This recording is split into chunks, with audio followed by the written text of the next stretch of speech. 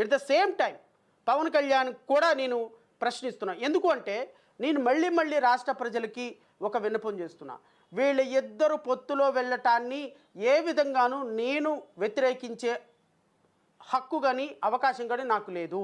ఎందుకు లేదు అంటే ప్రజాస్వామ్యంలో కలిసి పోటీ చేసేటువంటి అవకాశం ప్రతి రాజకీయ పార్టీకి ఉంటుంది.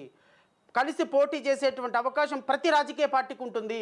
దాన్ని విమర్శించే హక్కు కానీ ఎందుకు మీరు పోటీ చేస్తారన్న హక్కు నాకు లేదు.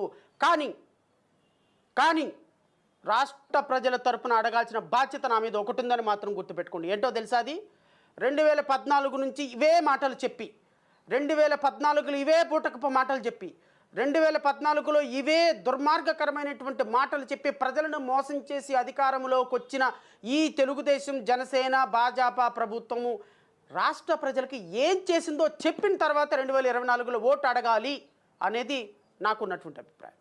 ఎందుకు అంటే మీరు ఇదే కాంబినేషన్లో ఇవే మాటలు చెప్పి ఇవే దుర్మార్గపు మాటలు చెప్పి దగాకోరు మాటలు చెప్పి దుర్మార్గంగా ఈ రాష్ట్ర ప్రజలను మోసం చేసి 2014లో అధికారాన్ని సాధించి 2019లో దుర్మార్గంగా రాష్ట్ర ప్రజలని నట్టేట ముంచేసి సంక్షేమం చేయకుండా అప్పులు ఊపిలో తీసుకొచ్చి ఉపాధి లేకుండా రాజధానిని నిర్మించకుండా రాజధానికి ఒక్క రూపాయి నిర్మించకుండా రాజధానిలో రైతులందరినీ నాశనం చేసి మోసం చేసి ప్రత్యేక హోదా కోసం పోరాడకుండా ప్రత్యేక హోదా వస్తుంది అంటే అవసరం లేదు ప్యాకేజీ కావాలి అని ఈ రాష్ట్రంలో భాజపా ప్రభుత్వంతో కుమ్మక్కయ్యి పోలవరం పూర్తి చేయకుండా ప్రత్యేక హోదా కోసం పోరాటం చేయకుండా వెనుకబడిన తరగతుల నిధుల కోసం పోరాటం చేయకుండా అమరావతి క్యాపిటల్ నిర్మాణం కోసం పోరాటం చేయకుండా రాష్ట్రంలో ఫ్యాక్టరీలు తీసుకురాకుండా రాష్ట్రంలో ఉపాధి పెంచకుండా రాష్ట్రంలో ప్రజల జీవన ప్రమాణాలు పెంచకుండా రాష్ట్రంలో రాజధానిని నిర్మించకుండా ఈ రాష్ట్ర ప్రజలను నట్టేటా ముంచి వెళ్ళిపోయినటువంటి తెలుగుదేశం, జనసేన ప్రభుత్వానికి మరలా 2024లో ఓటు అడిగే హక్కు ఎక్కడ ఉన్నది అని